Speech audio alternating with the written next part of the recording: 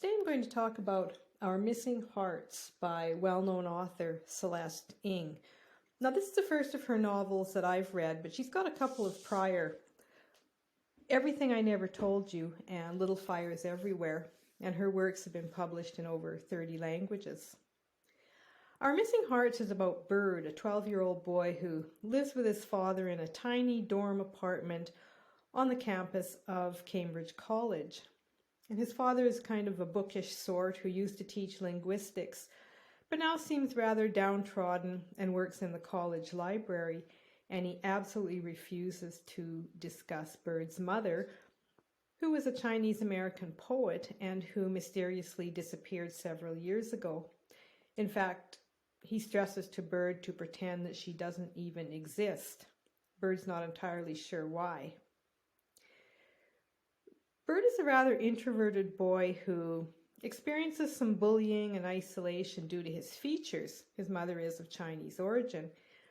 He has sweet memories of his mother and her stories and yearns to find her and learn more about her.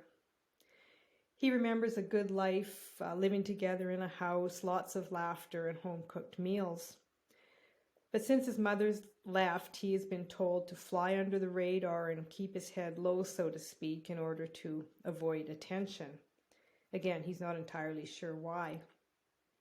But one day, Bird receives a mysterious cryptic letter that he just knows is from his mother, and he's able to decipher enough of the squiggles and drawings to find a hint as to where he might locate her.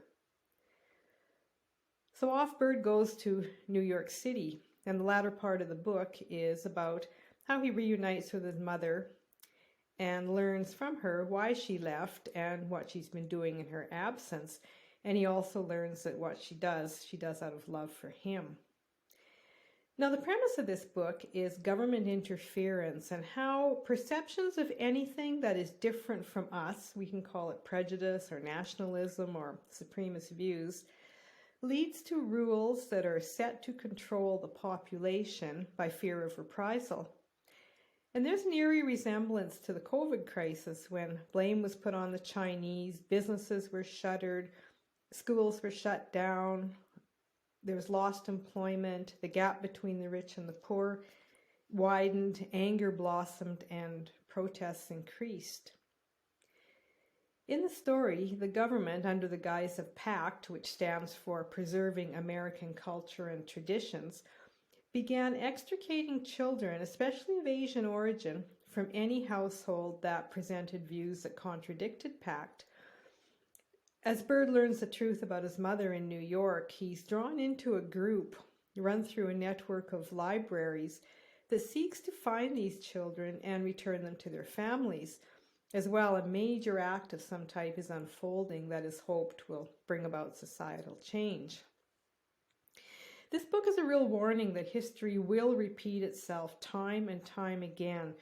Think of the past times when children have been removed from parents. As long as we let our lack of acceptance and fears of anything different from us or simply what we don't like take over. And it's a real reminder that we do have to fight for democracy, equality, and a public say in our governments. Now, this book is somewhat dystopian, but there is some love and tenderness in it. The writing is smart and it's a fast read. I like the style. There's some storytelling and there's no quotations. It's a Reese's Book Club and Indigo pick, so it is popular. And you might really like it if you're a fan of dystopian novels with some emotion. Our Missing Hearts by Celeste Ng.